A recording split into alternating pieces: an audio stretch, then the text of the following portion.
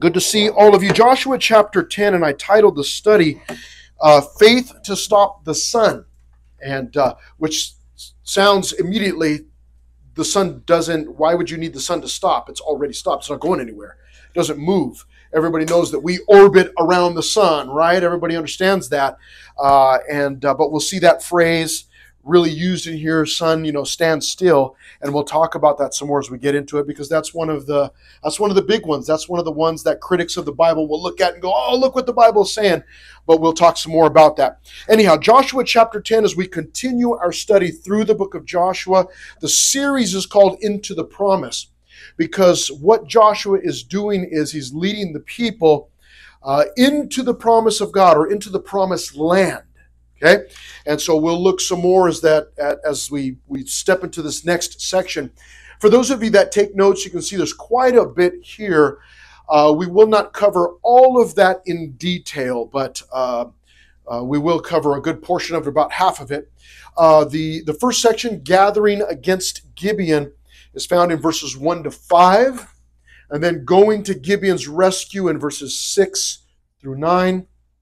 God fights for Israel in verses 10 to 15, and then a gathering of the kings in verses 16 to 27, and then God gives them the south in verses 28 to 43, which that one we will summarize when we get to it. We will not look at all of that in detail again, but we will get into our first section. And each of these, in case you're brand new to how this all works, each of those sections will be up at the top of these slides, okay? So in case you didn't get to write them all down, they'll be up there. There it is right there. There's the first section, gathering against Gibeon, in verses 1 through 5, and it begins this way in verse 1.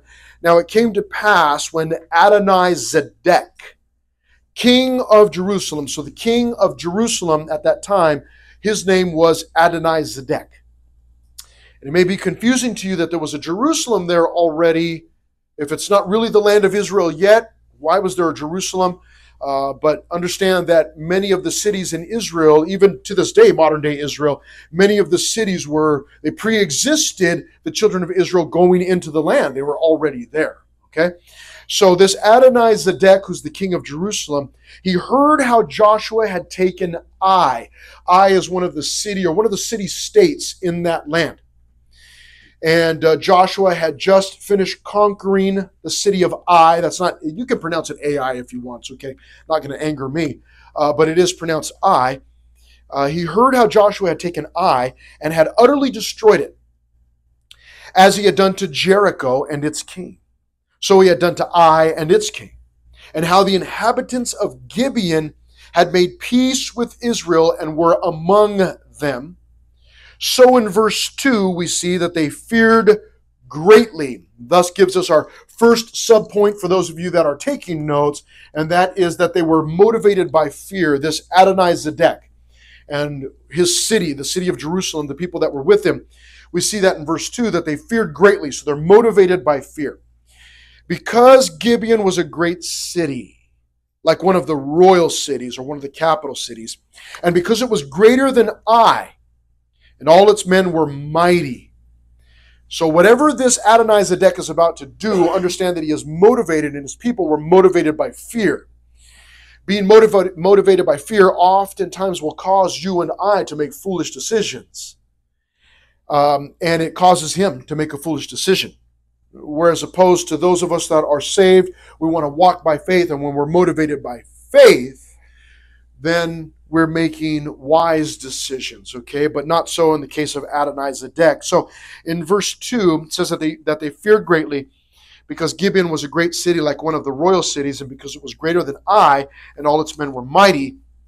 Therefore Adonizedek, king of Jerusalem, sent to Hoham, king of Hebron, Piram, king of Jarmuth, Japhia, king of Lachish, and Debir, not Demir, king of Eglon, saying, come up to me and help me, that we may attack Gibeon.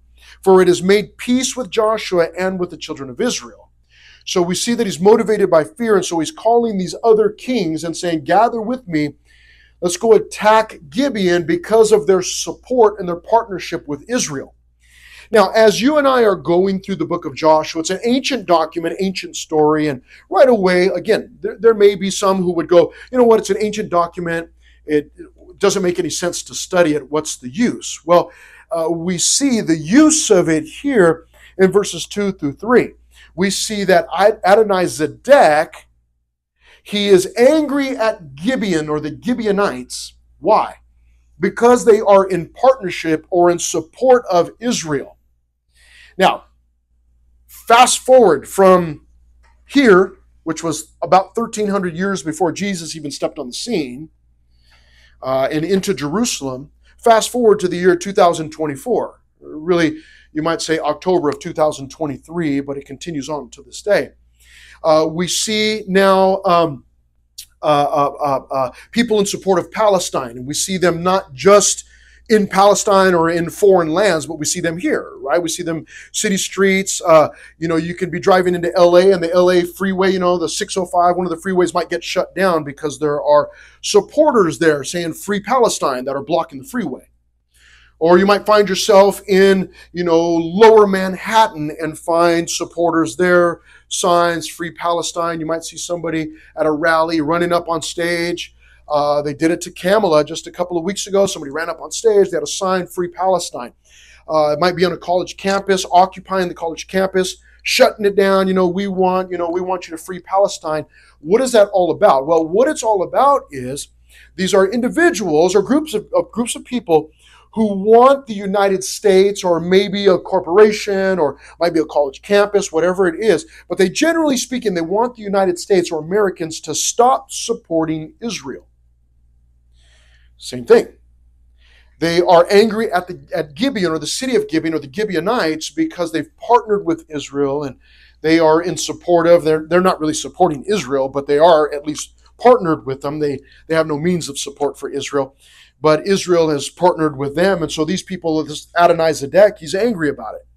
And so he puts a call out to all of these other kings and says, hey, let's go attack Gibeon for partnering with Israel.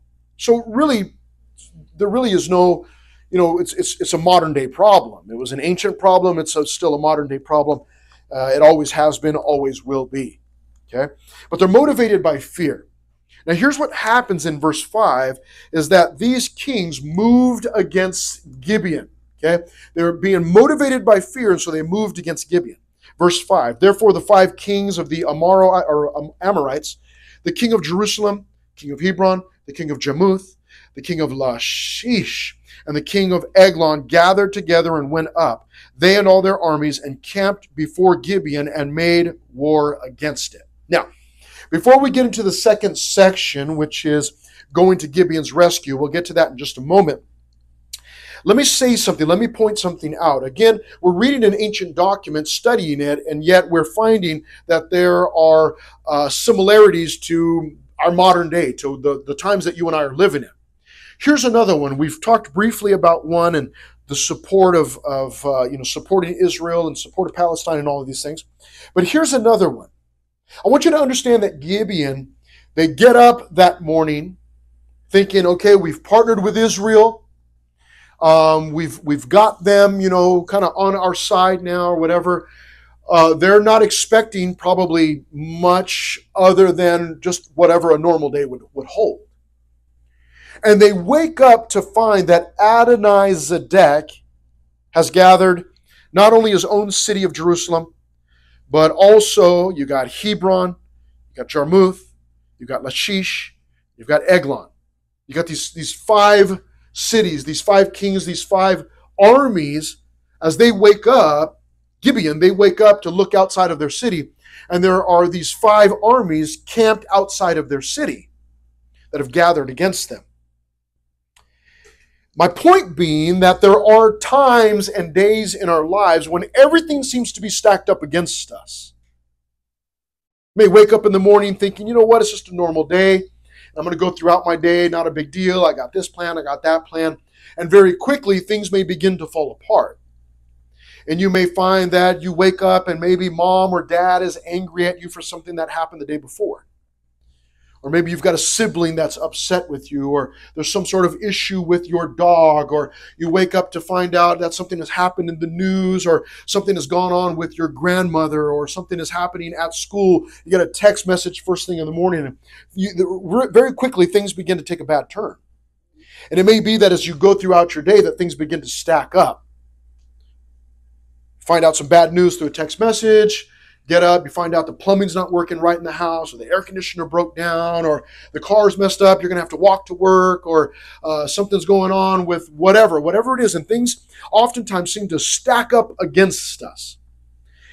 You know, it really is a matter of perspective. You need to understand, and most of you, this will not be a surprise to you, as all of these kings are stacking up against Gibeon, you don't really have to imagine too hard or too far that God's probably going to turn all of this into something good, because he just seems to do that all of the time. I know it's anticlimactic, but these kings will not survive the day. They will not survive the chapter. Because in the process of fighting against Gibeon, they're going to find themselves fighting against God. And who could survive that? Point being that oftentimes in our lives, things seem to be stacking up against us. The odds are against us, or, the cards are not in your favor, as they say. But the odds are stacked against you. And what happens most of the time is that you and I, as things are stacking up against us, we see that as an opportunity to lose heart, to be motivated by fear. What you need to understand is that because all of this involves the people of God, these kings that are stacking up against Gibeon and thus will be stacked up against Israel and thus will be stacked up against God, really what it is that it is an opportunity for God to prove how faithful He is, how strong He is. You and I need to see the same thing. We need to have the same mindset. That as I wake up in the morning and things begin to stack against me, or you feel like, you know what, man, this is a long day and everything seems to be going against me, you need to understand that this is an opportunity for God to prove His faithfulness to you, for God to show His strength on your behalf, because that's exactly what's happening here. Although the Gibeonites do not know that yet, and Israel doesn't even know it yet, but they will find out that this was simply an opportunity for God to show how strong He was, and that's exactly what He's doing here. So in verse 5, being motivated by fear, they moved against Gibeon. I told you, being motivated by fear oftentimes causes us to make foolish decisions. That's exactly what happened here. They never should have done this. They will regret having ever come against Gibeon. We move on to the second section, which is going to Gibeon's rescue. The first thing that we see in that section is in verse 6. It is an asking or a call for help, asking for help in verse 6. And the men of Gibeon sent to Joshua. They sent a message to Joshua. He's at the camp of Gilgal, saying, do not forsake your servants. Don't forget us, Joshua. We made an agreement.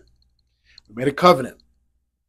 And they say, come up to us quickly, save us and help us. For all the kings of the Amorites who dwell in the mountains have gathered against us. This is wise. It's a good choice on the part of the Gibeonites, them to ask for help. In verses 7 and 8, we see that they an answering to the call here from Joshua and the children of Israel. In verse 7, so Joshua, without hesitation, ascended from Gilgal. Now, it's important that you put in your mind right now that they ascended from Gilgal. Verse 9 will be another very important part that I'll ask you to store in your brain. But in verse 7, they ascended from Gilgal. So from Gilgal, it was not a descent to Gibeon, but it was an ascension. They had to walk up. And it says that they ascended from Gilgal. He, that's Joshua, and all the people of war with him, and all the mighty men of valor. Okay, wonderful phrase. And at this point, I didn't look into it. I cannot remember. This is a phrase that's used oftentimes throughout the Old Testament, mighty men of valor, to describe some group of soldiers that fight. You know, they fight for the Lord, and they're just like an elite force. I do not remember if this is the first time it's used. It seems to be the first time that I remember it being used in the Bible so far. but it may have been used before, maybe in talking about the army that traveled with Moses. I do not remember. However, it's used here, this mighty men of valor. Okay, so Joshua, the people of war, and the mighty men of valor. Excuse me. And so it says in verse 8, the Lord said to Joshua, important. As Joshua is going up, he's ascending from Gilgal to Gibeon. So he's on his way to go and defend the Gibeonites. That would have no doubt been part of the agreement that they had made prior to this. Hey, we're in league with one another, and if something happens, you come to my rescue, you come and fight for us. And so now's the time. And Joshua is honoring that because he made that agreement in the name of the Lord. And so he's honoring God. It's not just about the Gibeonites, but it's about honoring the Lord. But we saw this. Notice in verse 8, and the Lord said to Joshua. So the Lord speaks to Joshua as he is in the process of being obedient. I made this point a few weeks ago when we talked about Joshua fighting against the city of Ai. Part of the plan at Ai was this sneak attack that involved Joshua and a portion of the people running away from the inhabitants of Ai, making it look like we are afraid of you and we're running. And it drew the people out of the city. Well, at that point, as Joshua was running away from the people, God told him, okay, stop, turn around, face the city, and point your spear at the city. As he did that, God then spoke to him, as he was in the process of being obedient, then God spoke to him and gave him further instructions. Now this is, as I made the point again a few weeks ago, this is how the life of faith works. This is how it operates. This is how you and I operate with God. Very important point.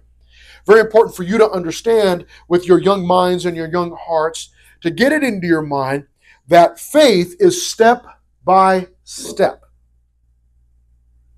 You do not wake up in the morning and find yourself immediately dressed. There is a process to getting dressed. Undergarments go on, then the outer garments, socks, shoes, whatever, however it goes, you do your hair first or you do it last or whatever. There's a process. To everything, there's a process. To the life of faith, there's a process. And it is step by step. And what you and I want to do is we don't want to be concerned with the future because we don't have that. We also do not want to be too concerned with the past. I mean, it's good to look back and go, okay, yeah, I learned from that. There's important things there. But I can't go back and grab a hold of it. All I have is the present. This is all I've got. So to fret and worry about what's happened in the past, or to fret and worry about what might happen in the future, really oftentimes becomes a waste of time. And all we have is the present. And so what I want to do in my life of faith is I want to be concerned with what God wants me to do right now. I know that many of you are concerned with what God wants to do with you, in the next couple of years, or when you graduate, and should I go to college, or should I get a job, or should I travel? What should I do?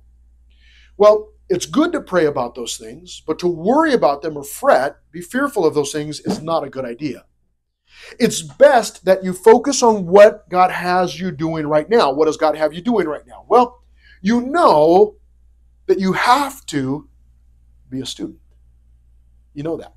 Whether you go to public school, private school, Santa Rosa, or you're homeschooled, doesn't matter. You still have to be a student in some capacity. You've got to be a student. So that's where God has you right now. You want to make sure that you do the best that you can to honor the Lord as a student. Now, there are lots of other things that come into your life. Because of being a student, you might join a softball team, or you might join a club, or you might be in the drama class, and you've got a play or a musical coming up. Whatever it is, whatever you get involved in, you want to do that to the best of your ability to the glory of God. That's where you're at right now. To be concerned about the future, that's okay, but you want to be concerned in the form of prayer. God, I don't know what's going to happen in the future, and I don't know where I'm going to be. I'd really like for you to guide me, but I just pray that you would fix the future for me, Lord, that you would guide me. really want to do, what I want to do is find myself faithful right now. If I'm faithful right now, then I then know I've got faith. I can trust that God will speak to me when the next step comes. That's what he does with Joshua. As Joshua begins to ascend from Gilgal to Gibeon, he's in the middle of obedience, then God speaks to him. That's how it works. Do not expect for God to give you the 10-year plan or the 10-step plan. It's not going to happen. I mentioned last time we were in the sanctuary together here last week or the week before, that if God were to tell us, hey, in 10 years, you are going to be at this place in your life, and here are the 10 steps that it's going to take to get you there. One of two things would happen. Either you and I, if we knew all 10 steps, we would lose our minds. We would be so terrified. Wait, you're going to what? Who's going to die? Who's going to get sick? What's going to crumble? I'm going to lose what? And we would go, no, I'm not going there. I like where it ends up, but I don't like the steps to get there. I'm not going. And we would live in disobedience to God. Or we would find ourselves saying, 10 steps, okay, I see where you're leading me, God, and I see the 10 steps over the next 10 years. I got it. Go ahead and sit down. Or you know what, God? Why don't you go take care, of somebody else, because I got my life together, but my friend, she's kind of crazy. So go help her. I've got this, God. And we would try to set God aside and walk without him. What we want to do is learn to be in step with God. So just one step at a time. This is where I'm at right now. God, I pray that you would plan. I know you got a plan, but I just pray that you would direct me as I go. Well, that's what we find happening in the life of Joshua. And this is Joshua. Joshua speaks to God. God speaks to Joshua. They've got a special relationship. Joshua, he's got his story in the Bible. The point that I'm making is he's a big deal. He's important. But he's still just a person. And he's got to learn to walk in step with God. And he's doing a pretty good job here. He's following the Lord, or following the Lord's call. And in verse 8, the Lord said to Joshua, and here's what the Lord said to Joshua: do not fear them. Isn't that wild? You wake up in the morning, life immediately begins to fall apart. The deck is stacked against you. The odds are against you. And what do? You immediately begin to fear. That's the first thing you go to, is fear. How am I going to get through this? How am I going to, get beyond this? How am I going to, conquer this thing? It's impossible. This problem is too big. There's no way I can get beyond it. And the first thing God speaks to him is, do not fear them. Do not be afraid. Why? Well, we'll find out why. It says here in verse 8, for I have delivered them into your hand. Not a man of them shall stand before you. What God is saying to Joshua is, Joshua, by the end of this chapter, you won't have any of these enemies left. At least not these. There'll be more, but not these. What he's assuring him of is victory. Now, this is wonderful news and a great reminder for you and I. You and I as Christians, the Bible says that he who began a good work will be faithful to complete it. In other words, the work that God started in you, he's going to finish it. That means that victory is guaranteed. You may feel like the world's biggest Christian failure ever. And you may think, you know what, there's no way that I can live as holy as that person, or, I can never be a godly person like this other Christian that I know. You may have all these things going through your mind, but the fact is that if in fact you belong to the Lord, if you've given your life to the Lord, you're a Christian, that victory is in your future. You are going to experience victory. And sometimes it's going to be small victories on the way.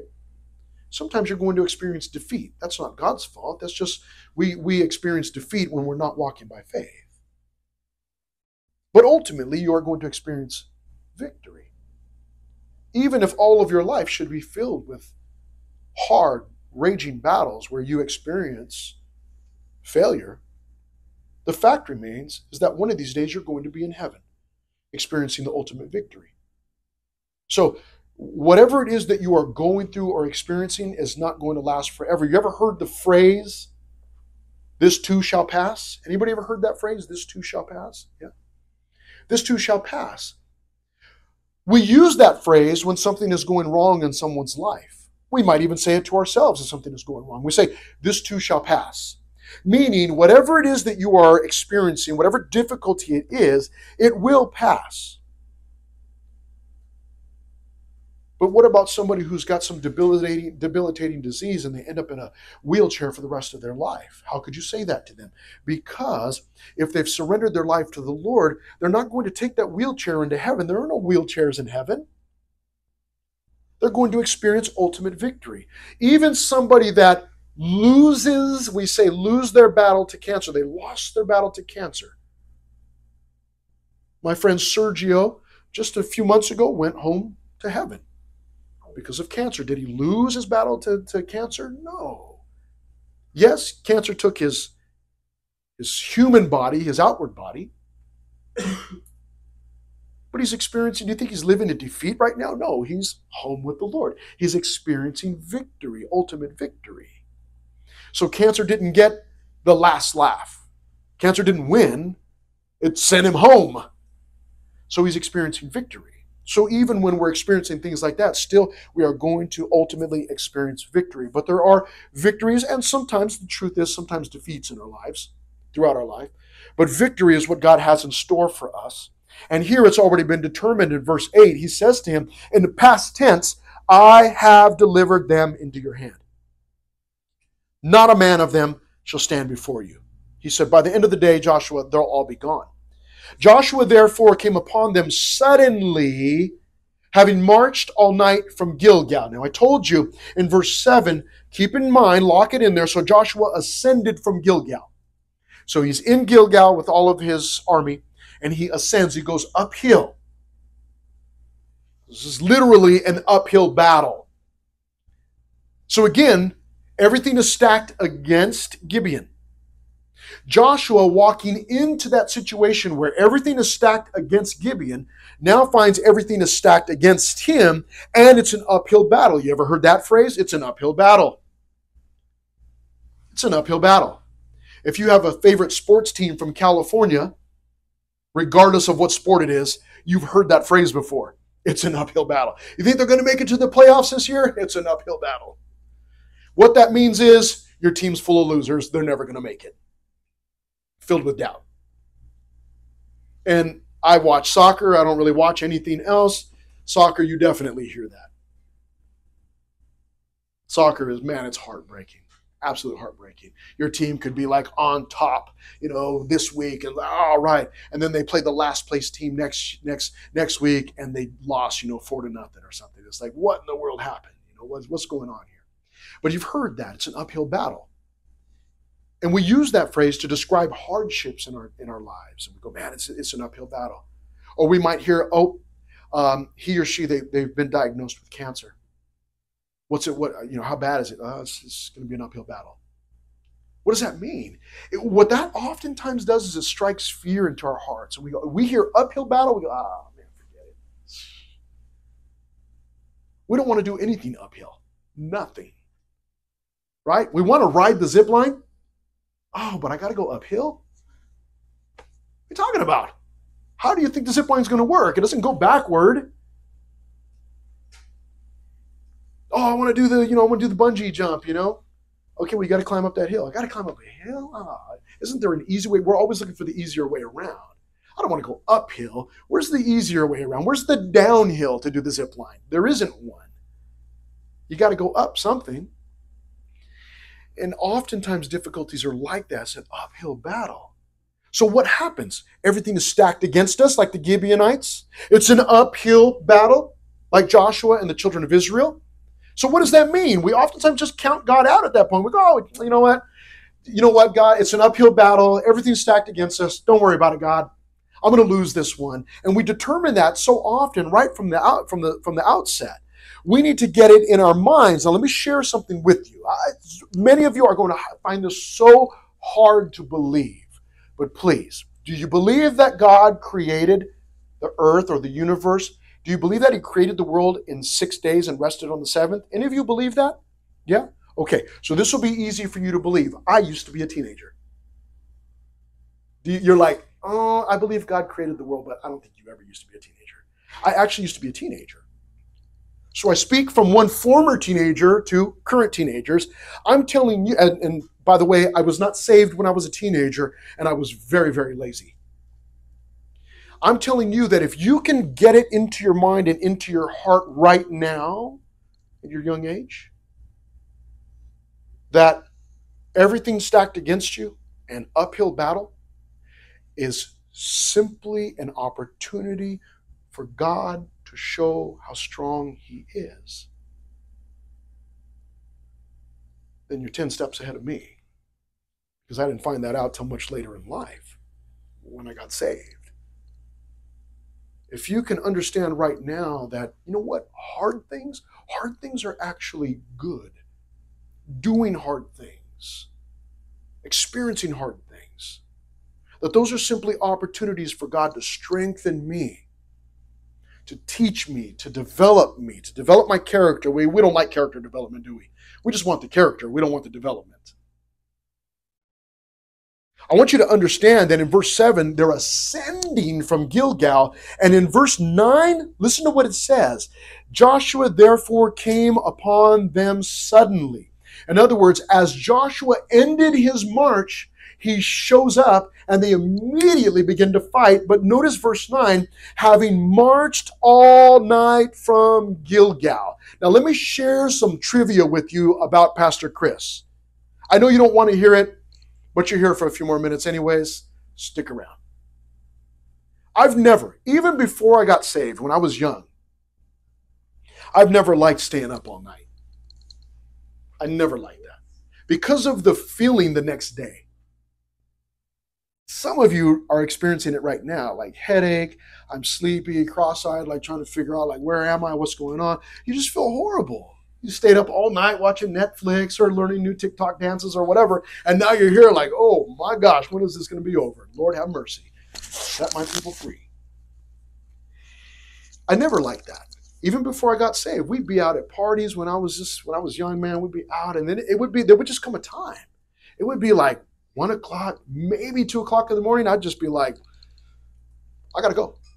And then my friends like, what are you talking about? Especially when I was driving myself. Like, what are you talking about, man? We're partying. It's like, okay, I'm leaving. You know, no, come on, stay. No, like it's already, like in my mind, I'm already at home in bed. No, you don't understand. I'm leaving. Because I just hated the feeling. And I did it a few times over my lifespan, you know, stayed up all night, you know. I mean, I'm in youth ministry. I've been in youth ministry for a long time. One of the things, it's not so popular anymore. I mean, it might be, I guess, at some churches, but one of the popular things in youth ministry is lock-in. Oh, lock-in. And you just, you know, you go into the church and you lock everybody in and everybody stays up all night and, you know, you have a contest. How many cheese puffs can you stuff up your nose or whatever? And you have all these crazy games, man. And like, you just stay up all night. And then the next day, like, oh, you know what? And you're just, I've always hated that feeling so much that I didn't want to stay up all night long. Like, nah, I just don't want to do that. But don't you want to party? Yeah, I'll do that till I get tired and then I'm leaving. It's just not that important to me because I hated the feeling. I want you to understand verse 9. Now, verse 7, they're ascending from Gilgal up to Gibeon. Verse 9, it says that they marched all night from Gilgal. Some Bible teachers believe that it was a 10-hour march from Gilgal to Gibeon. And it's all uphill. That means all throughout the night, they're marching uphill. Who wants to do that? Woo! Nobody wants to do that. Isn't that funny? Hard things. Doing hard things. Why would Joshua do this? Because he's honoring the Lord in the agreement that he made. Now, I want you to think about something else. Joshua and the children of Israel had been awake all day. Then they get a message from the Gibeonites saying, hey, we are under siege. Everybody pack your things. We're leaving immediately. By the time they leave, they've now been awake all day. They march all night long. And then when they get there, they go immediately into battle. You understand? This is the type of lifestyle that oftentimes is required from the people of faith, people who live by faith. Hard things. That's why I was telling you a couple minutes ago that if you can learn in your young age to get it in your mind that doing hard things is not bad. It's a good thing. It develops my character. But let me tell you what else it does. It helps you to learn how to keep in step with the Lord. Because I'll tell you what, God does not sleep. Neither does Satan. God doesn't sleep. And what I want to do is not get ready, I want to be ready. So that whenever God begins to march, I'm in step with him. Wherever he's going, whether it's an uphill battle or everything stacked against us, whatever it is, I want to be right there with him. That's what was motivating Joshua. Adonizedek, motivated by fear, makes a foolish decision. Joshua, motivated by faith, is willing to follow God uphill into a losing battle if he needs to. That's what faith does. And I told you already, they will experience the victory. But if Joshua went, oh, like Pastor Chris, if we leave now, we can march through the night and get there 10 hours later and then go directly into war. I would have been like, nah, let's just sleep and we'll show up tomorrow and help him out. Joshua was like, no, we're leaving right now. Let's go. Some of you have been with me on mission trips and you're like, yeah, I don't ever want to go again. Stayed up late. And then you're thinking like, oh, we stayed up late. But I'm sure Pastor Chris will let us sleep in tomorrow. Nah. Listen, we got to be ready. We got to have breakfast at this time. So you got to be up at 6:30 with all your gear ready to go. Wait, 6:30? But there's 30 of us and there's only one toilet, I guess you better wake up early. Let's go. Let's go. And it's up and it's moving. Sometimes the life of faith requires that. And it required that of Joshua. He wants to honor the Lord. And so he's marching all through the night, gets there and comes upon them suddenly. Now, we move on to our third section. Isn't that funny? I said, I want to talk for just a moment and then we'll go on to the next section. Third section, God fights for Israel. That's what we see here in these verses. And in verses 10 through 11, we see that the people were preyed upon by the Lord. P-R-E-Y. They become like a lion's prey. In other words, God is preying on them. Let's look at this in verse 10. So the Lord, there's 4 words, 4 adjectives that are used here. So the Lord routed them before Israel. Describes what he did. So the Lord routed them before Israel. Secondly, killed them. Describes what he did. Killed them with a great slaughter at Gibeon. Number 3, chased them along the road that goes to Beth Horon and struck them down as far as Azekah and Makkedah. So it's describing for us how God preyed upon the people. 4 terms: routed, killed, chased, and struck. This is a picture of God as God enters the battle. Before the children of Israel can even get into the battle, it says, notice the phrase, the Lord routed them before Israel. In other words, as Israel is just getting there and they're heading into battle, God actually went in front of them into the battle first. And it describes what God did, and it describes for us how God fights. He routed, so he cut a line through their army, through these invading armies. Once he did that, he killed them. And then he chased them because then they begin to run. And as he chased them at the end of verse 10, he struck them down as far as Azekah and Makkedah. This is how God fights. You may remember the song of Moses after the Egyptians were killed in the Red Sea. He wrote a song about it. And one of the things that he said was, the Lord is a man of war. The Lord is his name. We don't oftentimes think about that. We think of God as being the Heavenly Father, which he is. We think of God being gentle, which he is. We think of God being compassionate, which he is. We think of God being merciful, as he is. We think of God being gracious, as he is. We think of him being sovereign, all of these different terms to describe God. We do not oftentimes think of God as being a man of war. And we go, well, Moses, maybe Moses didn't really understand. No, Moses knew him. God actually said, God said this. God said, Moses and I, we talk face to face like friends. Moses knew him, and he declared, the Lord is a man of war. The Lord is his name. God fights for us. God fights for us. Wonderful term, and it's a wonderful thing to remember. When something goes wrong in your life, one of your parents or some family member, somebody comes back, a friend, whatever, and hey, this is what's going on medically, or this is what happened, or whatever it is, this huge thing that comes up. Lord, would you fight for us? Lord, you're a man of war. The Lord is your name. Would you fight for us? This is how the Lord fights. He fights thoroughly. He routs, he kills, he chases, he strikes. And it says in verse 11, he then begins to use his creation. And it happened as they fled before Israel and were on the descent of Beth Horon. So now he's chasing them downhill. That the Lord cast down large hailstones. Now we've all seen video. We don't live in Texas, man. Some of you may have come from Texas, but we don't live in Texas, right? So we don't really know. We know what hail is. Every once in a while we get it. It's like little tiny, pebble, pea size, occasional. And we're in Southern California, so when hail falls, we get all excited. We get our snow gear on.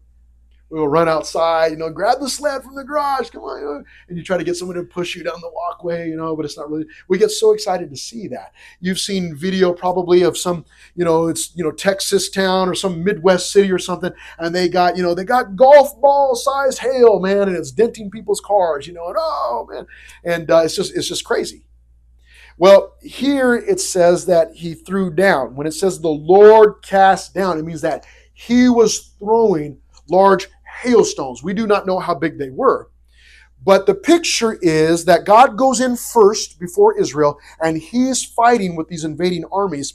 And as they begin to run from the Lord, he's chasing them downhill. And as they're running away, from heaven, God is taking large hailstones and throwing them at the army as they're running away. It goes on to say in verse 11, he chased them as far as Azekah, and they died. And in fact, there were more who died from the hailstones than the children of Israel killed with the sword. It is believed that Joshua was the one writing this account, that he wrote the book of Joshua. It's funny. He didn't say, yeah, we got in there, man. God killed a lot of them. But then we went in there and we just really went to work. He says, actually, there were hailstones killed more of them than we did. And then beginning in verse 12, see, first of all, the people were preyed upon by the Lord, but now we see that Joshua prays to God, prayed unto the Lord. Then Joshua spoke to the Lord. See the exchange? They're talking to one another. Then Joshua spoke to the Lord. You see who Joshua is talking to in the middle of his battle? There's a lesson there. That when I'm in the midst of a difficult time, a battle, when I'm engaged, when things are going wrong in my life, and I'm trying to live by faith, but I'm being motivated by fear, Lord, I need your help. That's what we want to do. We want to be communicating with God. Oftentimes, man, we get up to our eyeballs in difficulties and, oh, I'm sinking, I can't breathe, I'm going down, and we just stop talking to God altogether. No, that's the time when I want to be talking to God, calling out on him. Then Joshua spoke to the Lord in the day when the Lord delivered up the Amorites before the children of Israel. And he said in the sight of Israel, so Joshua is praying to God right in the midst of the battle, right in the center of all of Israel, as all of the people are fighting around him. And here's what he says: sun, stand still over Gibeon, and moon in the valley of Ajalon. Now, again, that's one of those terms where people have, critics of the Bible over the years have said, oh, look what it says here. He told the sun to stand still. And in fact, it says in verse 13, so the sun stood still. Everybody knows the sun doesn't stand still because the sun doesn't move. It's already standing still. So that's obviously a discrepancy. The Bible is unreliable. Well, wait a minute. What is the golden hour? Anybody know what the golden hour is? Anybody? Any photographers in here? You got your IG photography account. What is the golden hour? Anybody know what that is? Golden hour. That's when you are at California Adventure at Disneyland. and the big Ferris wheel is right there. And you're on the bridge. And the sun is setting, man, golden. Oh, here it comes. And you run over there and you check your makeup or whatever, you fix your hair, and you're like, oh, let's go take a picture. And you want to capture that golden hour. If you're taking pictures for prom or for graduation, this year or, in the next couple of years in your high school career, you want to make sure you catch golden hour, But what is that? That's just before sunset. We talk about sunrise and sunset. We do it all the time. What time is sunrise? What time is sunset? Sometimes when I'm going, well, what time we're trying to plan something out, we go, what time is sunset? What I'll do is I'll pull out my iPhone and open up the weather app. And I'll look on there. Oh, it says right here sunset is at 7:06 or whatever. Sunset, sunrise. The sun is not setting and it's not rising. And yet we use that term all of the time. This is simply one of those terms. So the sun stood still. The sun was already standing still. This is incredible what happens. So the sun stood still and the moon stopped. To the people had revenge upon their enemies. Is this not written in the book of Jasher? What is that? It's a secret book that only pastors can read. Just kidding. We don't even have that anymore. We don't know what that was. Some sort of history book, obviously, but we don't have that. Is it not written in the book of Jasher? So the sun stood still in the midst of heaven and did not hasten to go down for about a whole day. So it would seem from that verse and that phrase that daylight doubled, is what it sounds like to me. That the sun continued shining for about a whole day. So no doubt Joshua would have prayed this prayer as the day was ending and he was losing sunlight. And he said, wait a minute. He does a quick okay, Lord, we still have some more people to eliminate. Would you extend the day? And it says in verse 13 that the sun didn't set for about a whole day. Now, walk with me for just a moment. Go back. We don't want to live in the past, but let's go back for a moment. Verse 7 said that they ascended from Gilgal. So they were walking up. It was uphill battle. Uphill battle. They get there to find that the odds are against them because there are 5 kings that have come against Gibeon. Uphill battle, odds are against them. They marched all through the night, which meant they were awake the day before doing their normal daily things, and then they get the news, and so all night long they march.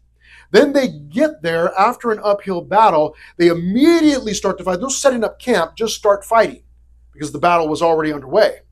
Then they begin to fight, and as they're fighting, they get through. At some point during that day, Joshua says, we need more sunlight to finish off the job. So then God extends the day for about a whole day. You get what I'm saying? They were awake a whole day. They marched all through the night. They went straight into a battle and then extended. They went through the day and then extended about an extra day. Thus, the reason I told you a few minutes ago, what you want to do is you want to condition your mind and your heart and say, you know what? Whatever it takes, regardless of how hard it might be, in my quest, in my desire to honor the Lord, what am I willing to do? How far am I willing to go? For Joshua, there was no question.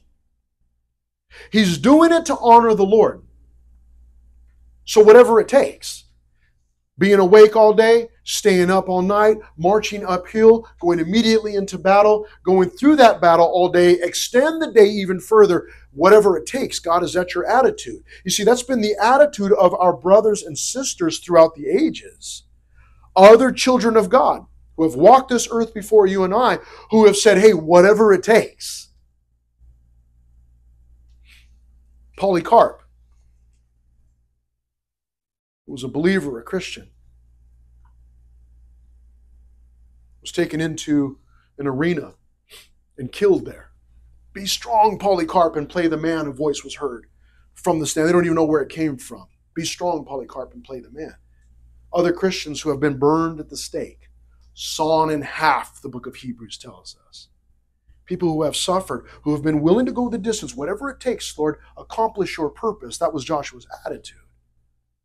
What about me? Oh, I want you to accomplish your purpose, God. But can you just make it a little easier for me? That's not a prayer that I want to be praying. Joshua, I want you to understand. Look at what Joshua did not do.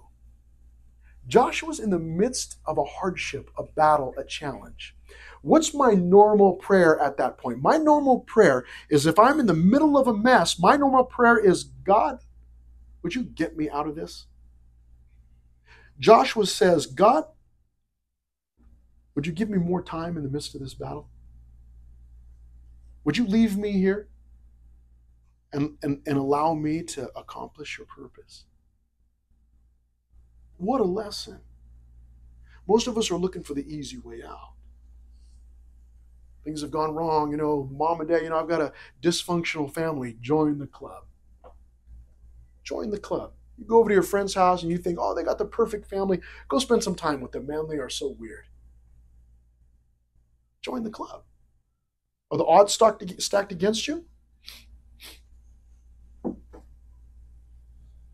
Were you adopted? Don't even know who your family is, or you know who they are and you wish you didn't? The odds stacked against you. You got some learning challenge, makes it harder for you to learn things, pay attention or read. You find something wrong with you physically. I'm not able to run as fast as the other people on the team, or I can't make the soccer team because I can't do these things. Seems that the odds are stacked against you. That's just an opportunity for God to work in some miraculous way. And you may be missing that because your prayer is, God, get me out of this, instead of, God, just get me through it. And glorify yourself. Joshua was jealous for Jehovah. All he wanted was for God to accomplish his purpose. And because of that, he was willing to do whatever it took. And he says, extend the day, Lord. And that's exactly what God did. Now, let's finish this up, and I'm going to summarize the last couple of sections for us. There's the gathering of the kings in Joshua 10, verses 16 through 27. And in verses 16 to 23, we see that those kings are caught in a cave. So these kings run for their life when they realize we're losing. Not only is Joshua and the children of Israel after us and they're eliminating us, but also these large hailstones coming out of the sky. Pesty. And so the kings run and hide in a cave. Somebody comes and tells Joshua, the kings are hiding in a cave. Joshua, in this section here where they're caught in a cave, he tells his military, I want you to go cover up the doorway of that cave with large stones. I want some guys there to guard it. The rest of you, get back to the battle. We'll deal with those kings later. And so that's exactly what they do. They're caught in a cave. And then in verses 24 through 25, we see that his captains are encouraged. Verse 24 says, so it was when they brought out those kings to Joshua, that Joshua called for all the men of Israel and said to the captains of the men of war. So he calls all his military, but then he calls his leaders. And he said, come near, put your feet on the necks of these kings. And they drew near and put their feet on their necks. What a lesson. These kings who were leaders of cities and armies. And he says, come over here. Just look at these guys in the dirt, humbled before God. Put your feet on their necks. It's a show of conquering, a show of victory, show of humility for those kings. Then Joshua said to those guys, then Joshua said to them, do not be afraid, nor be dismayed. Be strong and of good courage, for thus the Lord will do to all your enemies against whom you fight. I don't know how those captains of the army, like what they, how did they start the day out? Man, I was awake all day. I marched through the night. We get here, we're supposed to just immediately start fighting, Josh? I don't know. There's always people who are doubting, right? By the end of the day, they're standing there with their feet on the necks of those kings. Conquered. And then in verses 26 through 27, we see the killing of those kings. verses 26 through 27. The last section, I did not put any subpoints because I'll just summarize it for you real quickly. But if you didn't catch it at the beginning, the last section, verses 28 down to the bottom, really to verse 39, I suppose, is God gives them the south. God gives them the south. I didn't put it on the screen. God gives them the south. Verses 28 through 39. And it's a real simple account of verse 28, Makkedah was conquered. Verse 29, Libnah. Verse 31, Lachish. In verse 33, Gezer. In verse 34, Eglon. In verse 36, Hebron. In verse 38, not Debir. And they fought against it. And then it says in verse 40, so Joshua conquered all the land, the mountain country, the south, and the lowland, the wilderness slopes, all their kings. He left none remaining, but utterly destroyed all that breathed, as the Lord God of Israel had commanded. Verse 41, he conquered from Kadesh Barnea as far as Gaza and all the country of Goshen, even as far as Gibeon. All the kings and all their land Joshua took at one time, because the Lord God of Israel fought for Israel. Then Joshua returned and all Israel with him to the camp at Gilgal. We are assured of victory. You and I. Believe it or not. The Bible says that we are more than conquerors. This is what Paul said. More than conquerors. You go, what? I'm not conquering anything right now, man. Like you feel like a failure. But victory is assured. And we will ultimately experience and reach victory, but you can also experience victory now in your life by being obedient. Being obedient, trust in the Lord, following him. He's like, we need to go. We got lunch waiting. You got lunch waiting? You got lunch? You got lunch coming? Okay. Are you Maddie's brother? I think she might kill you when she gets outside, man, right? We're going to finish up here in just a moment, okay? So, there's victory, ultimately. Again, because you and I, we might be experiencing battles and hardships, might be failing, but we're going to heaven. And so ultimately we are going to experience that. Father, thank you so much for today.